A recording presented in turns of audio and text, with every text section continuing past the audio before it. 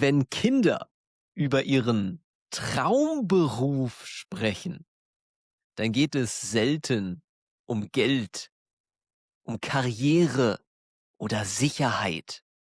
Es geht um Spaß, Fantasie und manchmal sehr große Ideen. Hallo und schön, dass du heute wieder dabei bist.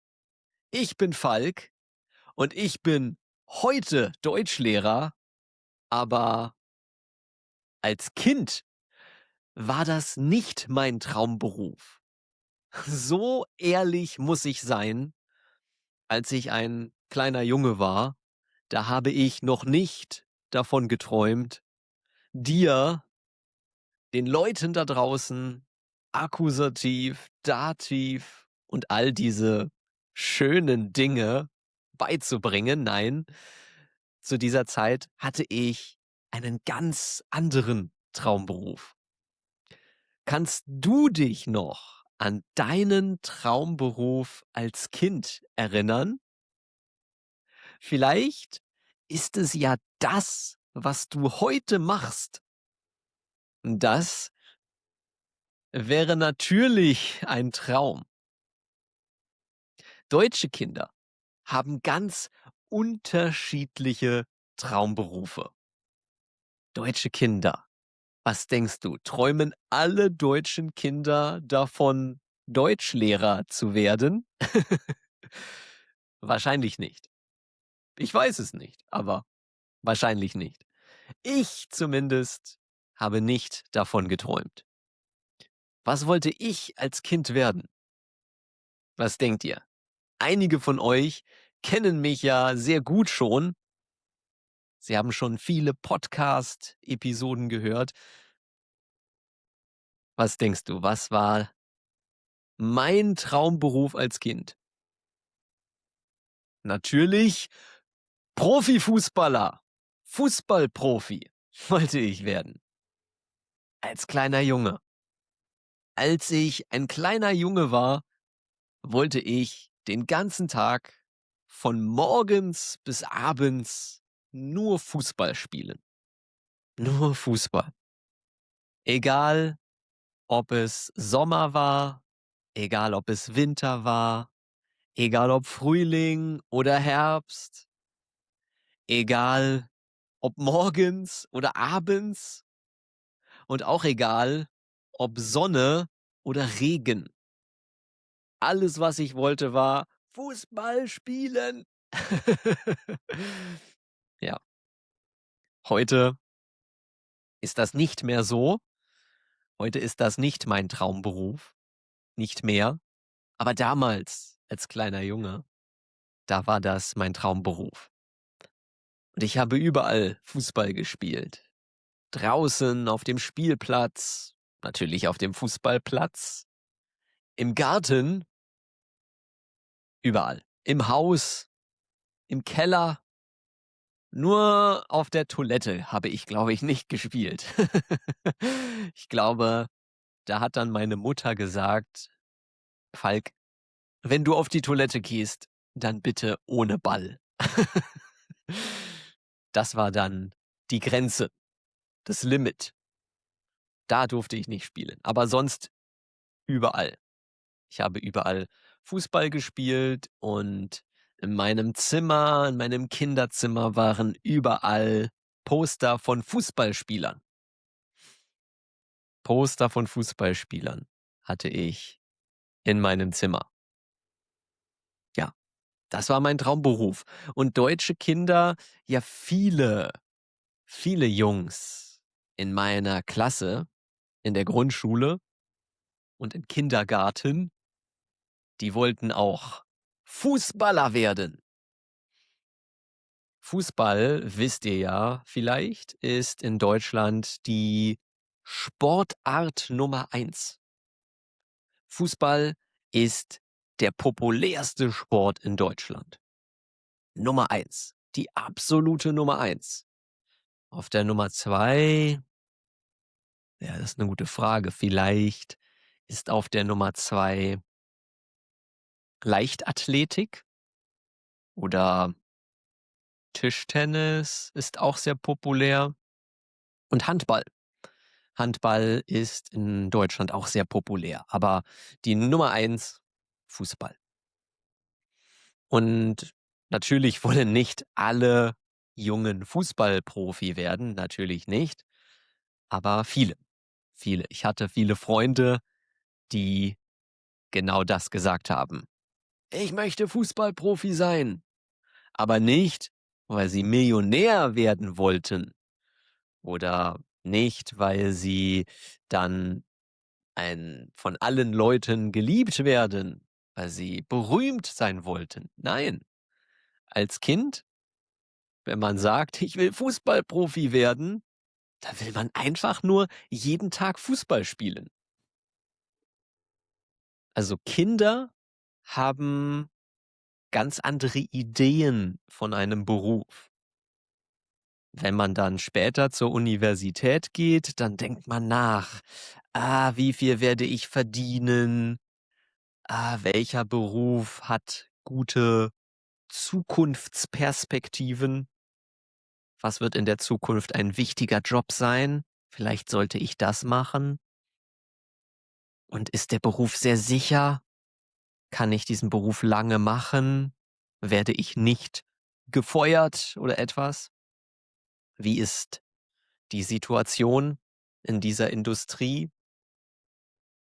Viele, viele Fragen, die sich ein Kind natürlich nicht stellt. Ich zumindest nicht. Deutsche Kinder stellen sich diese Frage normalerweise nicht. Die Eltern vielleicht.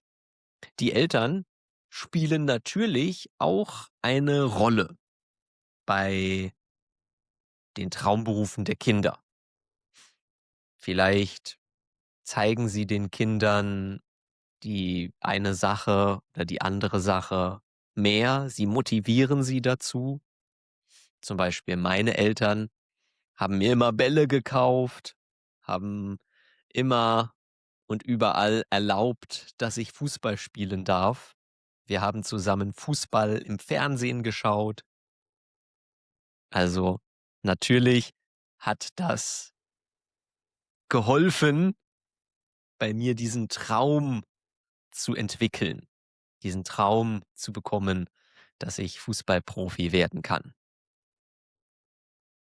Aber als ich dann, ich glaube, 12 Jahre alt war, da war Fußballprofi schon nicht mehr mein Traum. Ich glaube, da wollte ich dann Fußballkommentator werden, als ich so 11, 12, 13 Jahre alt war.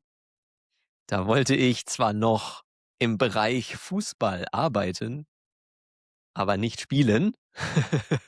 Das war dann vielleicht schon kein Thema mehr. Vielleicht dachte ich, ich bin nicht gut genug oder ich dachte, jeden Tag Fußball von morgens bis abends. Ich mag Sport, aber alles hat seine Grenze. Also, das ist zu viel. Und deshalb dachte ich dann, okay, ich will Moderator werden. Also vielleicht, ja, ich bin kein Moderator jetzt, aber Podcaster, das ist doch so ähnlich wie Moderator, oder? Nur, dass ich nicht Fußball, die Weltmeisterschaft kommentiere, sondern ich kommentiere die gute alte deutsche Grammatik und vielleicht noch andere Sachen über die deutsche Kultur. Traumberuf. Ich habe im Internet geschaut, was Kinder heutzutage sagen, wenn sie gefragt werden, was ihr Traumberuf ist. Und ja, ein Beruf, den kennt ihr jetzt, Fußballer, der war auch in den Top 10 Fußballprofi. Der war auf Platz 8, sehe ich hier. Ich hätte gedacht, dass er noch weiter oben in der Liste ist. Platz 1 sage ich euch noch nicht. Das ist zu früh. Aber ja, was denkt ihr? Deutsche Kinder. Was wollen deutsche Kinder werden? Deutsche Kinder wollen zum Beispiel Schauspieler werden. Schauspieler, also in einem Film mitspielen oder in einer Serie. Das kann sein, dass im Vergleich zu früher heute das Kinder mehr wollen. Als ich ein Kind war, habe ich nicht so viel Fernsehen geguckt, nicht so viele Filme, also vielleicht ja Disney-Filme, also so Zeichentrick oder etwas. Aber ich habe nicht so viele Filme geschaut mit, ja, reale Filme, also mit echten Menschen. Deshalb hatte ich nicht den Wunsch, Schauspieler zu werden.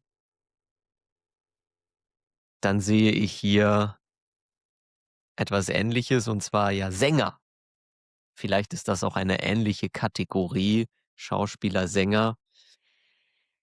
Ja, was braucht man als Sänger, wenn man Sänger werden möchte? Natürlich eine gute Stimme als Sänger oder Sängerin natürlich. Als Sänger, ja, ich glaube, das kann man früh sagen, ob die Person Sänger werden kann oder nicht.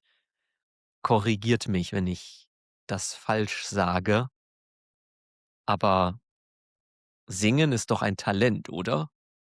Natürlich, man kann Gesangsunterricht nehmen oder Training für deine Stimme, aber entweder du hast Talent oder du bist so wie ich nur ein Duschensänger.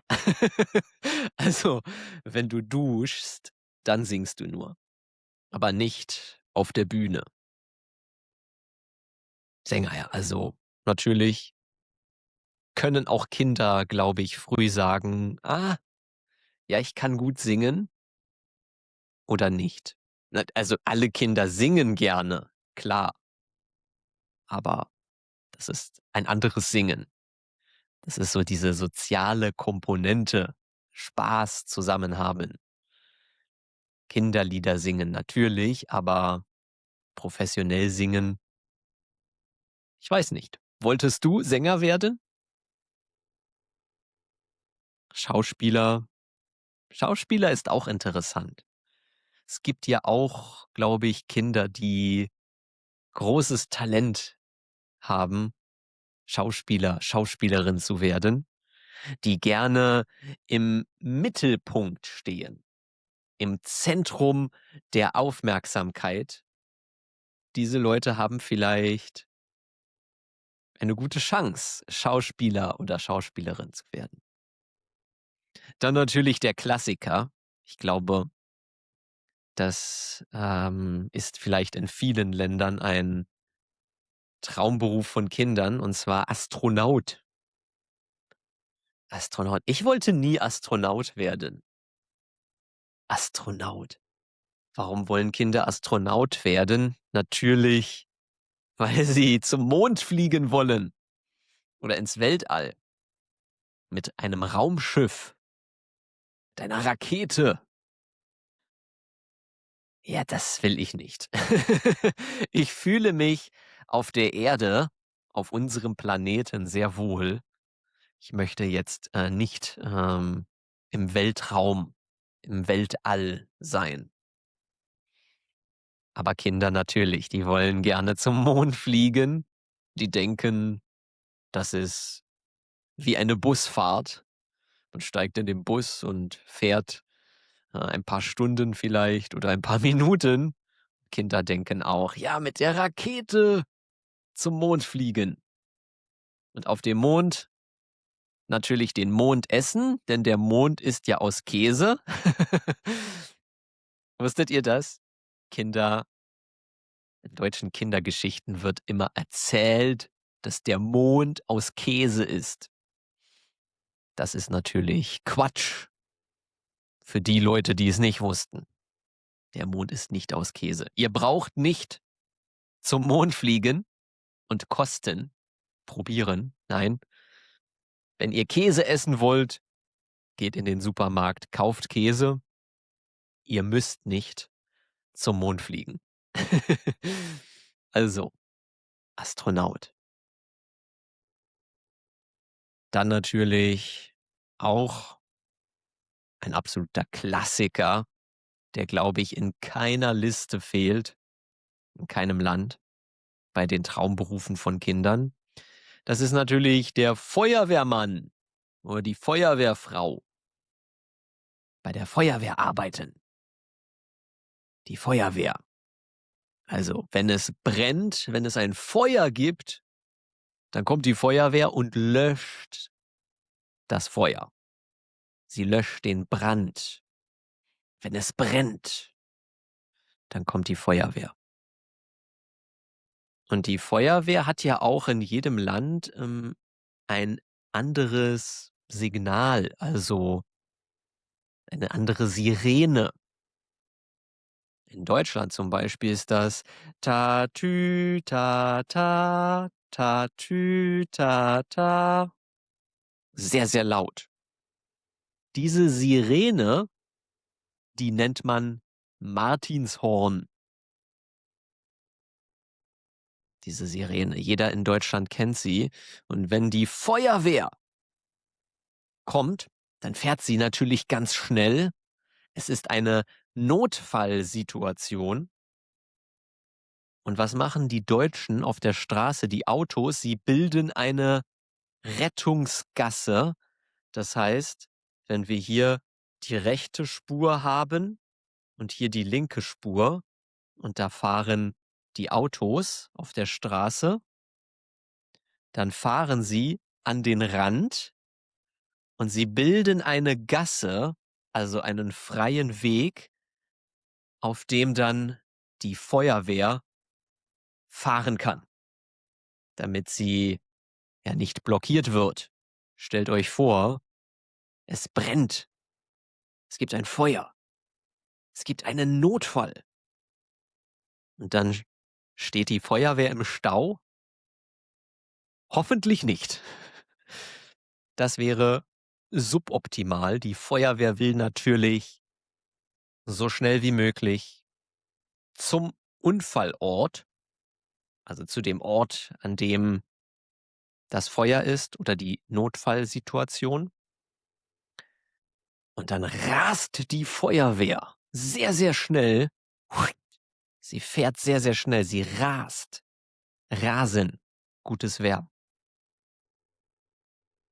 Ich weiß nicht, wie schnell sie fährt, aber schneller als 100 km/h auf jeden Fall. Feuerwehrmann. Und dann kann man das Feuer löschen. Und das denken Kinder, war's dann. Ein bisschen. Aber Feuerwehrmann, das ist, glaube ich, nicht nur ein Feuer löschen. Feuerwehrmänner machen auch noch mehr. Feuerwehrfrauen. Aber ja, ich weiß nicht. Ich glaube, es ist ein männerdominanter Beruf. Und auch, ich glaube, eher Jungen als Mädchen wollen bei der Feuerwehr arbeiten. Oh, es gibt auch Mädchen, bestimmt. Aber ich vermute, das ist ein klassischer Traumberuf von Jungen. Viel Action. Sie wollen Action haben. Ich hatte mal einen Bekannten bei der Feuerwehr und der musste immer einen Tag, glaube ich, ganz lange arbeiten. Und eine ganz lange Arbeitsschicht, einen langen Arbeitstag. Ich weiß nicht, wie viele Stunden das waren, aber vielleicht 16 Stunden oder etwas. Und am nächsten Tag hatte er dann komplett frei. Also Feuerwehrmänner haben spezielle Schichten. Das ist kein klassischer Bürojob, Montag bis Freitag, von 8 bis oder von 9 bis 5. Nein, das wäre sehr schlecht, oder? Du rufst bei der Feuerwehr an, hey, Es brennt, kommen Sie! Entschuldigung, heute ist Samstag, die Feuerwehr ist nicht im Einsatz. Ja, das wäre keine gute Feuerwehr. Die Feuerwehr macht Feierabend. Hoffentlich gibt es kein Feuer nach 5 Uhr. Die Feuerwehr arbeitet natürlich immer. Das ist einer von diesen Berufen, bei denen man immer arbeiten muss. Feuerwehr. Dann natürlich nicht zu vergessen, auch das ist ein Klassiker. Ja, alles sind Klassiker, Falk. Ich merke schon, ihr werdet das mir sagen. Falk, du sagst die ganze Zeit ein Klassiker, aber das ist wirklich ein Klassiker. Und ich glaube, dieser Beruf ist wirklich in jedem Land in den Top 10 der Traumberufe von Kindern.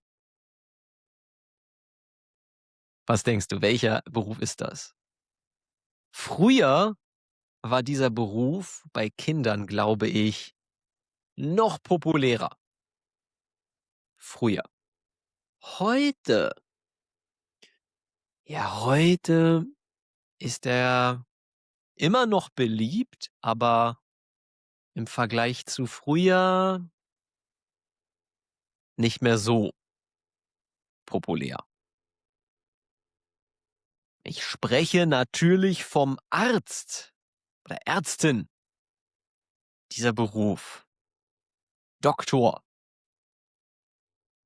Arzt sagen wir eigentlich. Doktor ist der Titel. Also Doktor Falk ist ein Arzt zum Beispiel. Aber du sagst nicht, mein Beruf ist Doktor. Es ist kein Beruf. Der Beruf heißt Arzt. Also Arzt natürlich wollen viele, viele Kinder werden. Und wenn man sie fragt, warum, ja, dann werden sie sagen, ich will Menschen helfen, Menschen retten. Toll, oder? Dass Kinder diese Idee schon haben, anderen Menschen zu helfen. Ich glaube, viele können sich das vorstellen. Aber ich wusste schon sehr, sehr früh, dass ich nicht Arzt werden will, nicht werden kann, aus 2 Gründen. Welche Gründe sind das? Was denkst du? Grund Nummer 1: Ich kann nicht so gut Blut sehen. Blut sehen mag ich nicht. Es ist nicht ganz schlimm. Ich weiß, einige Leute, wenn die Blut sehen, die kippen um. Das passiert bei mir nicht, aber zum Beispiel, wenn ich beim Arzt bin und der Arzt mir Blut abnimmt, also Blut aus meinem Körper nimmt, wenn er mir Blut abnimmt, dann schaue ich weg. Ich schaue weg. Ich schaue nicht auf den Arm und ich schaue nicht, wie das Blut aus meinem Körper fließt. Das kann ich nicht sehen. Deshalb kann ich natürlich kein Arzt werden.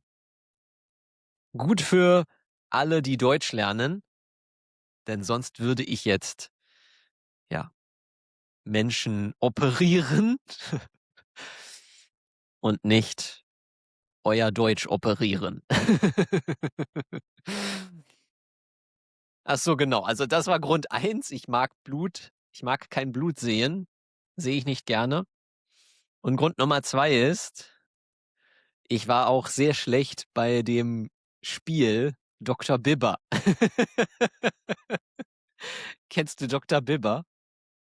Kennst du das Spiel? Also, ich erkläre dir das, falls du Dr. Bibber nicht kennst. Dr. Bibber, das war ein Spiel für Kinder und es gab wie so ein Spielfeld und auf dem Spielfeld war eine Person, ein Mann. Das war wie eine Simulation von einer Operation. Und dieser Mann lag und dann gab es unter dem Mann war so 'ne Box. Also, stellt euch das vor, es war so wie so eine Box und oben war das Bild von dem Mann und in dem Mann waren überall kleine Löcher und da drin in den Löchern waren Objekte. Und du musstest mit einer Zange die Objekte rausoperieren, also aus dem Körper nehmen.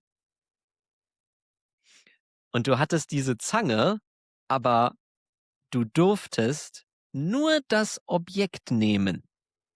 Also sagen wir mal, das ist das Objekt. Und du durftest nur mit der Zange das Objekt nehmen. Und wenn du mit dem Objekt gegen das Spielfeld, gegen die Box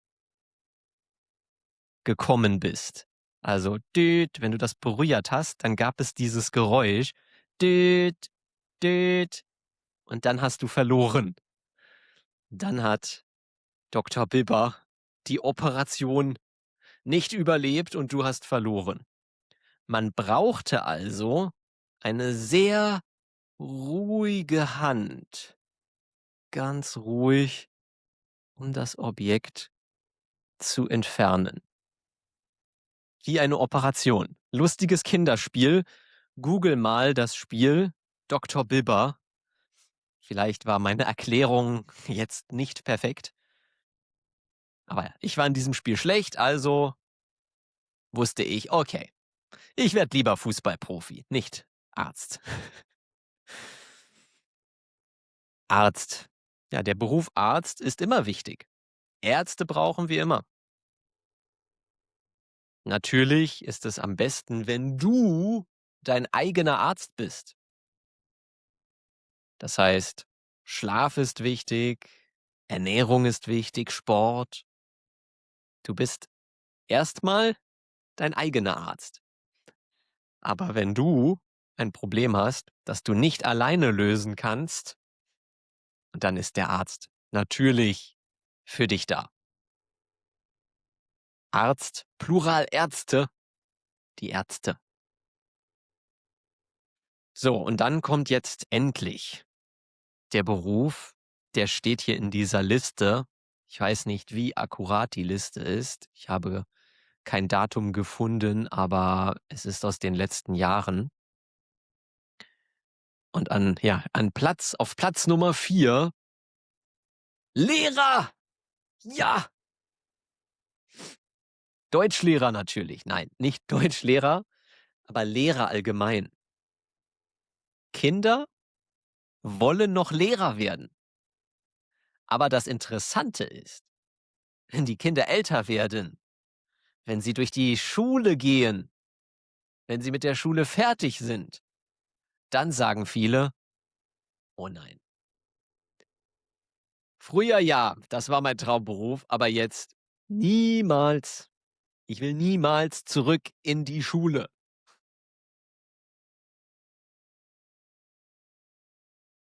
Lehrer als Traumberuf für Kinder finde ich toll. Die Kinder wollen anderen helfen auch wieder. Kinder, die sagen, dass sie Lehrer werden wollen.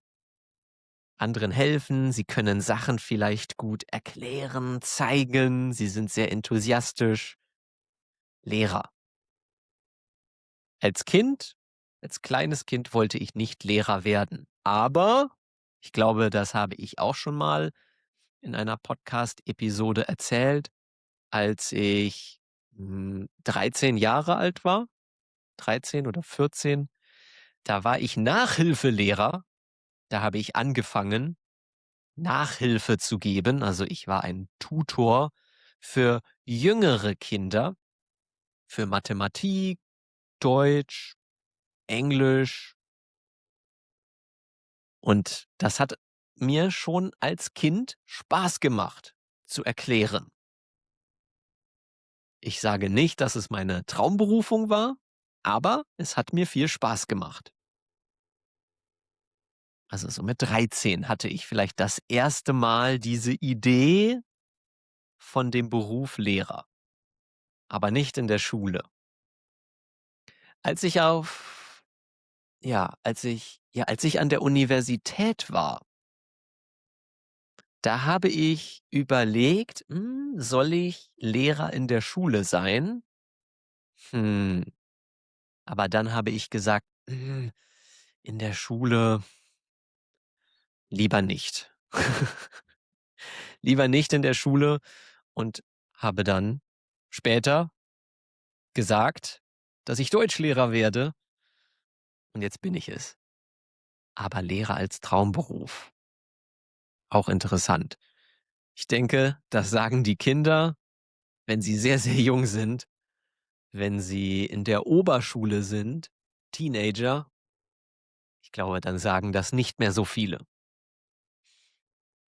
Lehrer als Traumberuf. Viele Kinder gehen ja auch nicht gerne zur Schule. Natürlich wollen sie dann nicht Lehrer werden. Also Kinder, vielleicht sehr junge Kinder, so ab 13 Jahren, 12, 13 Jahren, da denke ich, sagen wenige Kinder, dass sie Lehrer werden wollen. Wolltest du Lehrer werden, als du ein Kind warst? Lehrer. Früher war in Deutschland der Beruf Lehrer sehr, sehr hoch angesehen. Das bedeutet, er hatte es war eine sehr gute Position. Die Leute haben gesagt: „Wow, er ist Lehrer“ oder „sie ist Lehrerin. Wow.“ Ein ehrenhafter Beruf in der Gesellschaft in Deutschland. Lehrer. Heutzutage ist der Beruf nicht mehr so hoch angesehen. Viele Lehrer in der Schule haben Probleme, weil es viele, viele Kinder in der Klasse gibt. Sie haben viel, viel, viel, viel Arbeit und sie haben sehr, sehr, sehr, sehr nervige Eltern von den Kindern, die dann sagen: „Ah, mein Kind ist zu schlecht bewertet. Mein Kind braucht eine Eins in Mathematik, nicht eine 2“ oder etwas. Deshalb sagen viele: „Ne, Lehrer werden möchte ich nicht.“ Man hört auch oft in den Medien, dass viele Lehrer Burnout haben oder dass sie den Beruf wechseln wollen. Also, der Beruf Lehrer ist nicht mehr so populär in Deutschland wie früher. Natürlich, es gibt immer noch viele Menschen, die Lehrer werden wollen und auch Lehrer werden, aber es hat sich verändert. Das Bild von einem Lehrer in Deutschland hat sich definitiv verändert. Aber Kinder wissen das noch nicht, kleine Kinder. Und natürlich sagen sie: „Ich möchte Menschen helfen. Ich finde die Schule vielleicht sogar toll. Lehrer ist mein Traumberuf.“ So, und jetzt habe ich hier waren noch ein paar andere Sachen, aber ich habe mal jetzt noch die Top 3 für euch. Was denkst du? Welche 3 Berufe sind das? Sind die populärsten bei Kindern? Also einen davon, den wisst ihr auf jeden Fall. Ihr wisst auf jeden Fall, dass dieser Beruf in den Top 3 ist. Und das ist natürlich der Tierarzt oder die Tierärztin. Tieren helfen. Wir hatten ja schon Arzt, der rettet die Menschen, Lehrer, der hilft den Menschen und der Tierarzt, der rettet und hilft den Tieren. Fantastisch. Das wollen viele Kinder. In dem Artikel stand, dass insbesondere Mädchen Tierärztin werden wollen, aber auch bei Jungen ist dieser Beruf sehr, sehr populär. Tierarzt. Tiere retten. Das Leben der Tiere retten. Aber für mich, ich weiß nicht. Ja, ich will Tiere retten, natürlich. Aber ich weiß nicht, wenn das Tier, das süße kleine Tier dann auf der Liege liegt und vielleicht narkotisiert ist und du musst eine Operation machen. Oder das schlimmste Szenario für Tierärzte, sie müssen das Tier einschläfern. Also das Tier ist so krank, hat Schmerzen und du gibst dem Tier eine Spritze und dann stirbt das Tier. Natürlich, dann hat das Tier keine Schmerzen mehr, das ist vielleicht besser, aber trotzdem, ich will doch das Tier nicht töten. Ah, Tierärzte. Also, ich habe hohen Respekt natürlich vor allen Berufen, aber Tierarzt, wow. Tierärzte. Ja, Kinder wollen Tieren helfen, Kinder lieben Tiere natürlich und deshalb ist der Beruf natürlich sehr, sehr populär. So, und dann haben wir natürlich, das war klar, sehr, sehr populär, besonders bei Jungen, aber auch bei Mädchen, bei beiden, ein Beruf, den viele Kinder werden wollen, weil sie natürlich Gerechtigkeit lieben. Kinder lieben es, wenn es fair ist, wenn es gerecht ist und, wir haben das jetzt schon oft gehört, wenn man Menschen helfen kann. Welcher Beruf ist das? Natürlich Polizist oder Polizistin. Bei der Polizei arbeiten. Das ist immer noch einer der Top-Traumberufe von Kindern. Sie wollen Menschen helfen, Menschen retten, Menschen beschützen. Als Polizist kann man das. Später, je älter die Kinder werden, glaube ich dann, dass weniger Polizist oder Polizistin werden wollen, weil sie dann wissen, das ist vielleicht gefährlich. Oder man muss auch Dinge machen, die nicht cool sind. Polizisten müssen ja so viel machen. Ich wollte nie Polizist werden oder Polizistin. Das ist auch ein Beruf, oder? Also, wenn du einen Verbrecher verfolgst, dann riskierst du vielleicht auch dein Leben als Polizist. Vielleicht musst du mit einer Pistole schießen. Das wäre nichts für mich. Ich kenne viele, die bei der Polizei arbeiten oder gearbeitet haben, aber für mich war das nie eine Option, auch nicht als Kind, Polizei bei der Polizei arbeiten. Aber Kinder natürlich, sie wollen Action haben und sie wollen Menschen helfen. Ihr seht das, die Kinder wollen helfen. Feuerwehr, Lehrer, Tierarzt, ja, Fußballer nicht. Also, ich wollte anscheinend nicht helfen. Ich wollte ich war egoistisch. Ich wollte nur Fußball spielen. Aber die anderen Kinder die anderen Kinder wollten anderen Menschen helfen, schon als Kind. Aber ich helfe jetzt. Das ist der Unterschied. Früher nicht, aber jetzt meine Berufung ist Deutschlehrer und deshalb ich helfe Menschen auch. Menschen helfen, das macht doch am meisten Spaß, oder? Das ist doch Erfüllung, die man spürt. Und Kinder spüren das, glaube ich, schon sehr, sehr früh. Anderen Menschen helfen. Natürlich haben Kinder eine sehr simple Idee von den Berufen und von der Welt. Aber es ist doch trotzdem schön zu sehen, dass Kinder das sagen. Und jetzt gar nicht in der Liste waren ein paar Berufe. Du sagst vielleicht: Falk, was ist denn das für eine Liste? Ist die noch aus den 90er Jahren? Weil sonst wäre doch YouTuber oder TikToker an Position eins.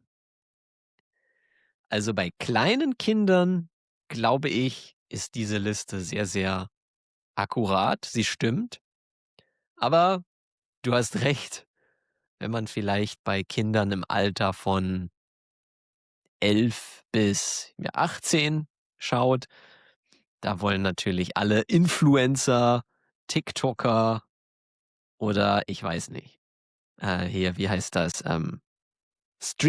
Streamer werden. Das sind sehr populäre Berufe bei Kindern. Und warum wollen sie das werden? Weil sie anderen Menschen helfen. Nein, natürlich nicht. Weil sie berühmt werden wollen. Und ich glaube, weil viele denken, TikToker oder Influencer, YouTuber, das ist einfach, ein einfacher Beruf. Aber ich glaube, ich weiß, das stimmt nicht. Ein Influencer zu sein oder auch ein TikToker oder ein YouTuber, das ist anstrengend. Es ist anstrengend. Ihr seht die Videos, du siehst das Video jetzt und du denkst vielleicht auch: „Ach, da sitzt der Falk, der quatscht da 'n bisschen ins Mikrofon und das war's.“ Nein, ich muss mir ein Konzept ausdenken, Kamera, Mikrofon, ich brauche das richtige Equipment. Ich muss das Video bearbeiten.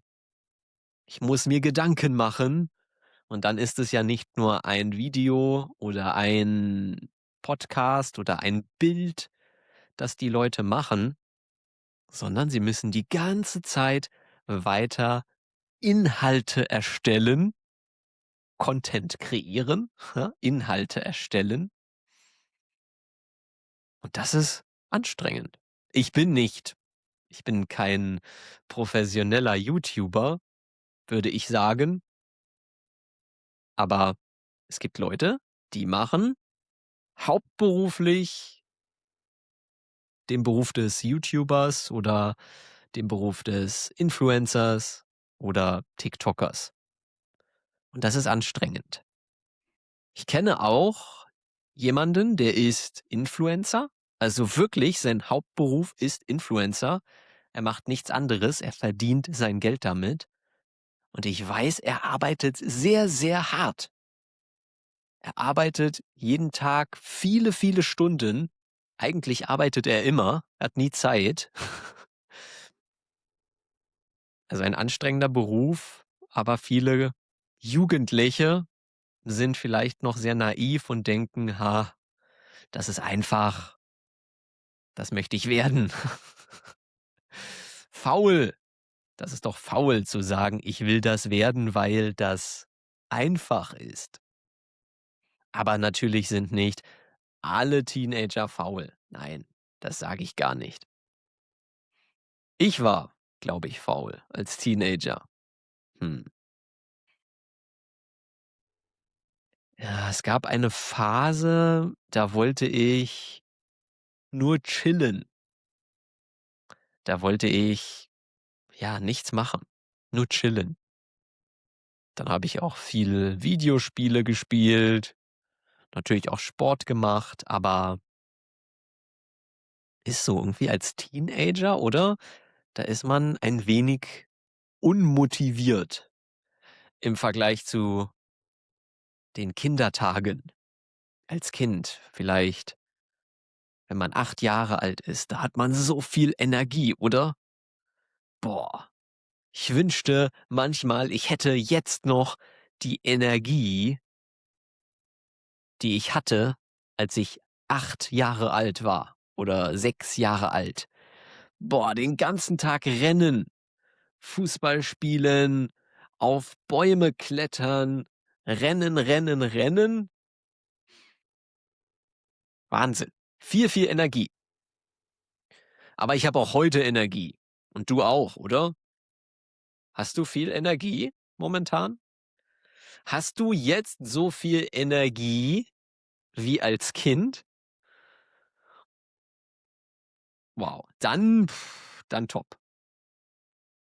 Kinder haben viel, viel Energie. Und deshalb, wenn sie ganz klein sind, sie wollen Berufe machen mit viel Action. Also sie denken, es ist viel Action. Und weil sie Menschen helfen können. Also, was ist, was war dein Traumberuf, als du ein Kind warst? Hm, interessant. Interessante Frage. Und mich würde interessieren, ja, vielleicht ist es bei euch ja auch so ähnlich wie bei mir. Ihr macht vielleicht nicht das, was als Kind euer Traumberuf war, aber vielleicht macht ihr etwas, das irgendwie ein bisschen damit zu tun hat, was ein bisschen dazu passt. Zum Beispiel bei mir, ich war Nachhilfelehrer als Kind, weil ich dann auch gerne Kindern, anderen Menschen geholfen habe. Dieser Aspekt war schon für mich als Kind interessant. Vielleicht hast du ja etwas Ähnliches, als du ein Kind warst. Kinder und ihre Traumberufe. Es gibt ja oft heutzutage in den Medien diese dieses schlechte Bild von der heutigen Jugend. Ältere sagen: „Ah, diese Generation Z, die sind alle faul." Ja, das weiß ich nicht, ob die alle faul sind. Ich glaube, das ist auch etwas, was man immer zu der jüngeren Generation sagt, oder? Also, meine Eltern haben auch schon gesagt: „Ja, ach, Falk, deine Generation, die hat es so gut. Bei uns war das viel härter. Wir mussten viel härter arbeiten." Und die Generation meiner Oma und mal von meinem Opa, die sagt: „Ja, was erzählt ihr da? Unsere war noch härter." Also, ihr seht, man zeigt immer mit dem Finger nach unten zu der jüngeren Generation. Und diese Generation Z, die macht das dann wahrscheinlich mit Generation Alpha, Lambda, Omega, ich weiß nicht, die jüngere Generation.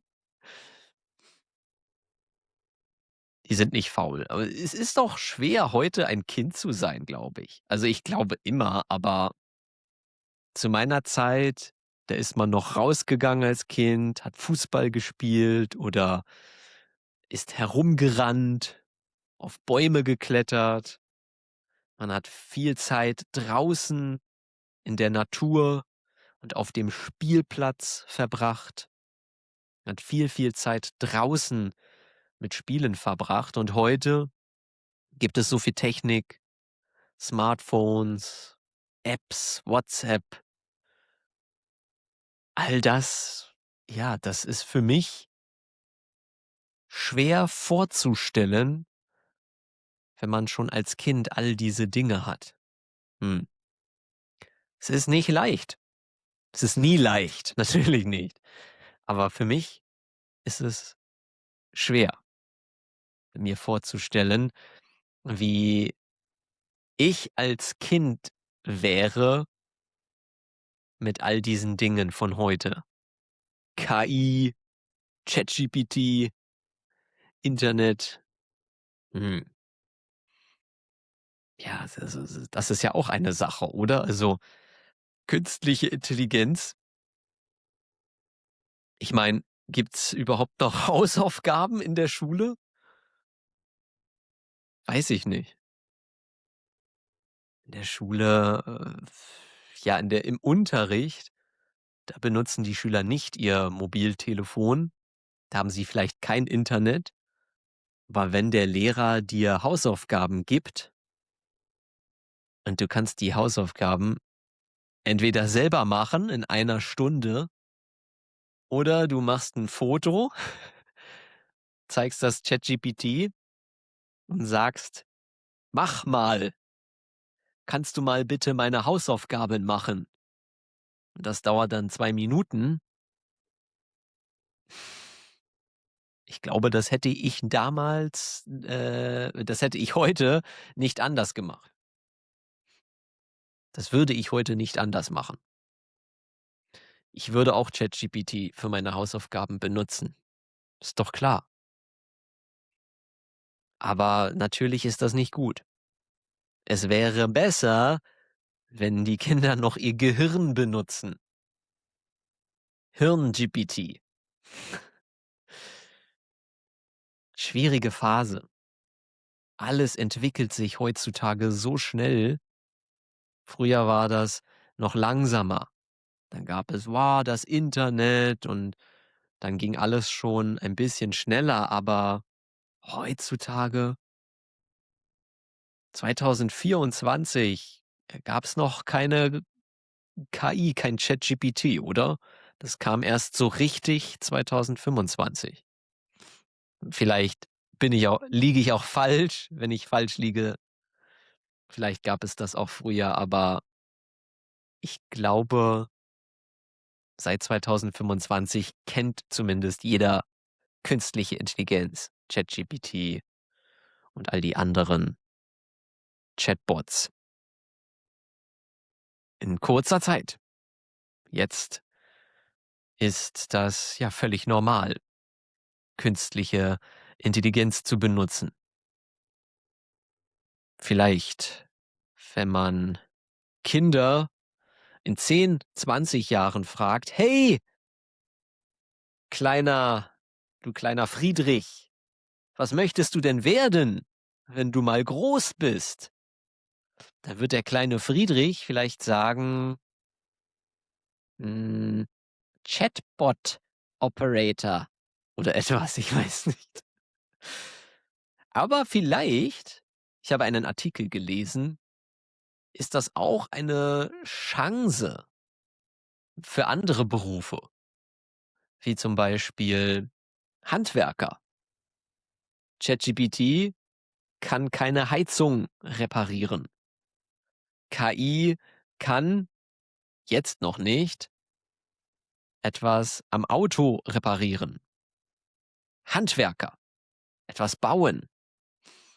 Handwerker. Ich habe gelesen, dass dieser Beruf Handwerker bei jungen Leuten in Deutschland wieder populärer wird.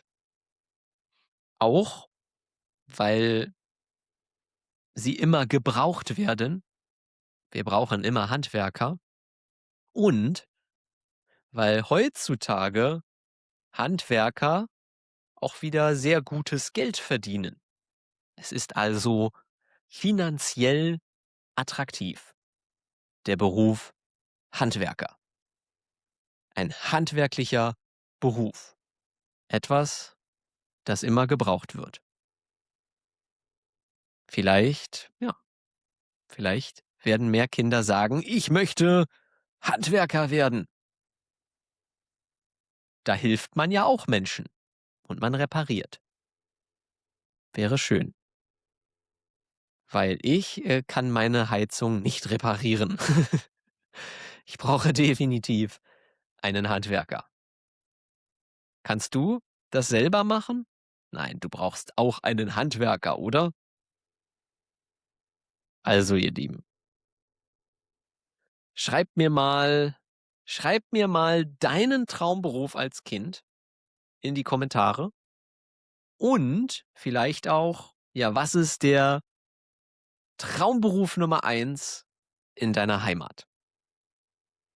In Deutschland, bei kleinen Kindern zumindest, Polizist und Tierarzt, Tierärztin. Das sind vielleicht die Top-Berufe. Bei älteren Kindern dann, ja, TikToker vielleicht oder YouTuber. Aber vielleicht ist das in deinem Land ja ganz anders. Ich bin gespannt, was du mir in die Kommentare schreibst. So, jetzt habe ich so viel erzählt. Jetzt muss ich gleich mal einen Schluck trinken. Ich muss etwas trinken, vielleicht ein Wasser, ein Tee. Was soll ich trinken? Wasser habe ich schon so viel getrunken. Ich glaube, jetzt gibt es erst mal einen schönen deutschen Pfefferminztee. Hm, Pfefferminztee. Und dann, ja, muss ich mich auch mal wieder bewegen. Ich sitze hier in meinem Stuhl und ich will ja keine Rückenschmerzen bekommen, sonst muss ich zum Arzt gehen. Das will ich nicht. Und deshalb, ja, mache ich jetzt Schluss.